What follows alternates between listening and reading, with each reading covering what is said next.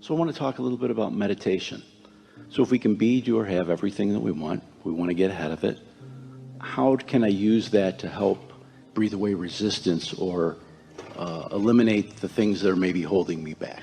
Because when you meditate, you quiet your mind, and when you quiet your mind, you stop thought, and when you stop thought, you stop resistant thought, and when you stop resistant thought, you have access to what's in your vortex. So how can I carry that on through the day and not just for that 15 minutes? Well, maybe you can't, but you don't worry about that, because that is resistant thought. Next. Just catch a snatch of it here and a snatch of it there and a snatch of it there. Just do your best. Just tilt the scale just a little bit, and it won't take long, because you see, right now to you it just sounds like someone excited about something who seems like they know what they're talking about. But when you take the time to meditate or to make lists of positive aspects, and you are certain, or you feel pretty good that you are resistant free, and then an idea bubbles up or roars up from your vortex, and you follow through with it, and you receive the immediate reward of feeling great. That's the first thing that will happen. A moment of clarity, or a moment of insight, or a moment of euphoria, or a moment of interest. Doesn't matter what label you give it, it feels really good to you. And then another, and then another. We're not asking you to expect it to bubble up and manifest. We're asking you to allow it to bubble up and feel it, and acknowledge that you feel it, and milk it as long as you can, and see what else it turns to before your practical mind gets involved and you start introducing resistance into the equation. That's the game you want to play. How long can I go resistant free?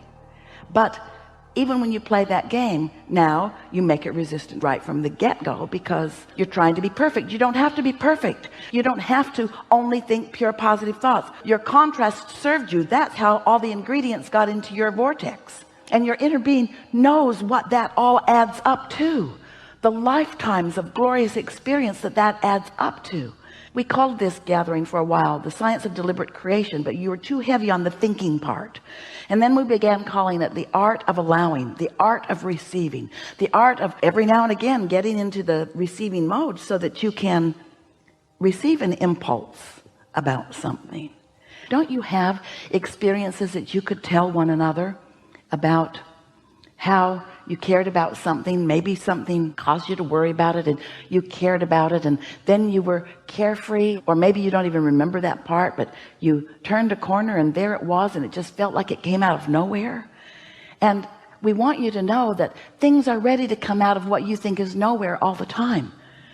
Great ideas are ready to come out of what you want to call nowhere, because they're not coming out of the tangible piles that you've been gathering. They're coming out of the intangible, non-resistant, well-stocked kitchen, stocked by only the ingredients that you want. And so it's about getting into the receptive mode is everything. But in order for you to know how important it is and feel the power of it, first you have to accept that your life has been serving you, and that you've put many decisions and requests and goals and hopes and dreams there, and that they are ready for you. When we say, you said it back to us, you can be or do or have anything that you desire, and you've been putting it into your vortex in bits and pieces, but you don't have the ability to look into it and see everything that is what you want to call potential. We want to call it a done deal. And your inner being will inspire you according to your path of least resistance. Let's say that you have something that you really want, but you are really thinking in opposition of it, and your inner being knows that you want it and knows where you stand vibrationally. Your inner being will offer you impulses that will guide you around your resistant thought. You did that with your children when they were little. Do you remember? When you knew that there was that thing that they always wanted to do in that store, do you remember you never took them down that aisle? You always took them on a path of least resistance, a path that you felt would be a more comfortable experience for them and for you. And so it's the same sort of thing. Your inner being knows. Do you meditate? Do you? Do you quiet your mind? And have you heard from us here today? Do you have a sort of renewed interest in the power of that quieted mind? We'll talk more about meditation if you want to. Do you want to? What do you want? I do. So quieting the mind, sometimes thoughts come to me, things like. Well, here's the thing. Let's say that you woke up and you were thinking about something. It could be positive or negative. Let's just say you were thinking about it. Now let's say that it's not all that positive. Then you check your email and there's more about it in there. And then you turn on the television and it's kind of like that too. And then you call a friend and you kind of get some stuff going as you are facing reality and pointing out. Esther hears it on the airplane all the time. Business people talking to their coworkers or calling their coworkers about things that they're trying to hammer into place. And she just puts her earphones on and puts her pillow on and focuses into her world and out of that, because it doesn't take very much of that focus before off you go. So if you're in that sort of momentum, that's not the best time for you to say, I think I'll meditate, or I think I need to meditate, because you will have a very difficult time quieting your mind under those conditions. Those thoughts already have enough momentum going that's when the lobotomy would be more helpful, or a nap. We would meditate when there's the least amount of momentum going. It's sort of like, have you ever felt like you really needed to sleep but you couldn't sleep, and the harder you tried to sleep, the more you couldn't sleep? Well, meditation is like that for you. You say, I need to meditate, I really need this, but you can't, because you're focused on what's holding you away from it. So it's what's getting bigger. So what you do is you wait for a sort of clear space, and that usually comes earlier in the morning. Maybe it comes after your kids leave the house. Maybe it comes when you're finally alone in your car somewhere. You could pull under a tree. You have to find a quiet space for it, and the earlier in the day the better. But you'll get better and better at it. It's just a matter of focus. We recommend that you focus upon something that doesn't require very much thought, because to say I'm not going to think about anything, now you're thinking about not thinking about anything, and everything in the world that you're not wanting to think about, you're thinking about. But find something to focus on. It might be a bird in a bird bath. It might be the dripping of a faucet. Esther likes to listen to the air conditioner because she lives and has always lived in hot places. So the air conditioner, there's almost always that sound. Hear it? Hear how steady it is? And notice that you're not prone. There's not much to think about in that. You don't say, I've heard better. It's just a sound, and it's not testing you in any way. And if you've decided to focus on it, sometimes Esther will focus on it and her mind will wander, and she'll say, oh yeah. Then she'll listen for it again, and then her mind will wander. But after a minute or two or three, she's isolated that. She's focused upon that. And then it's not long after that before she's got that feeling of detachment. And do you know, you could meditate for 15 or 20 minutes. That's as long as we would encourage for any one setting, once a day.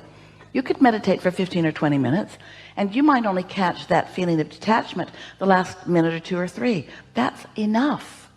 That's enough. Just quiet your mind and allow yourself access to what your inner being knows. What my inner being knows about what? What your inner being knows about all the things you want and what you are most likely to receive a thought about now. Sometimes if you are in an urgent situation where you're about to take a step or turn into traffic or do something that is critical to your experience, when it's a strong intention like living longer, sometimes even in resistance, your inner being can offer you an impulse, and you will do something that you didn't even know you could do. Have you had those experiences? I handled my car better than I've ever handled it. I just can't even believe what happened. But it's so much easier to prepare yourself to be in the receptive mode. It's so much more fun. You have so much more control. So did we answer your question about meditation? Just one other question. Does Esther receive lists? That's the way I'd say it. But during meditation, do things come to her to do this? Get an impulse to do that, or write this down, or if you're there, you're not really detached? Esther knows how to get into that receptive mode, like right here and now. She's in the receptive mode. So she's quieted her mind. She's allowed her vibration to rise to the frequency of us. So she's vibrationally compatible with us, and every intent we have, she's translating. And so you might say that we don't offer her lists of things to do. She's the list maker. We're usually wanting to inspire her not to feel the trauma of the list. The list overwhelms. The list is all about action. The list is about puny, paltry, mediocre creation. That's not what we teach. You're not ever going to get a list from us. What you will get from us is a feeling of invincibility. What you'll get from us is an idea that just feels good. What you'll get from us is a feeling of empowerment. But you see, until you actually get detached a few times through meditation, or however you do it, appreciation does it too, and then actually feel an impulse occur to you. And the thing is, you want them to be writing on the wall, burning bushes, change the world kind of impulses. Go here, dial 4876922, and whoever answers, get their address and go right over there and look in their left-hand pocket and pull out their lottery ticket and run away with it because it's a winner. That isn't the kind of impulses that you're getting. But once you receive this impulse and you recognize the freshness of it, and most important, you recognize, until you feel, oh, we want this so much for you, until you feel the power of non-resistant moment, even if it only lasts 10 seconds, then these are just so many words. But once you feel that, and then have the momentum of it and the wherewithal to follow through with it, and then you see that it leads to this, and it leads to this, and it leads to this, and it leads to this, and you have that joyous journey, which we keep wanting to say is really what you want, and you keep saying, yeah, I want the joyous journey too, as long as it's leading me to the destination that I want. Yeah, I want the joyous journey as long as it's leading me to the destination that I want. We're speaking it so fast you can't even hear the words because you're so eager to get to the destination that you want. Oh yeah, I'm willing. Well, just cool your jets, just relax and enjoy the freshness, enjoy the clarity. Clarity is power. Can't you feel that in yourself? Don't you know, even in your own house, you get up, you have things to do, maybe you're going to get on a trip. Have you ever just run around in circles? And it's a miracle that you even made the plane. Haven't you had a day like that? And haven't you also had a day when you're usually by yourself when you have this kind of day, but where everything just falls into place? The traffic parts for you, everyone's nice to you, you have extra time, you just feel good about where you are.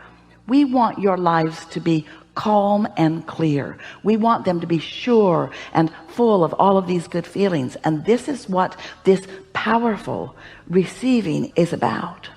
Letting yourself receive, letting yourself be the vibrational equivalent of your inner being, where all of your power is. And now we're just going to tell you something. We love you so much.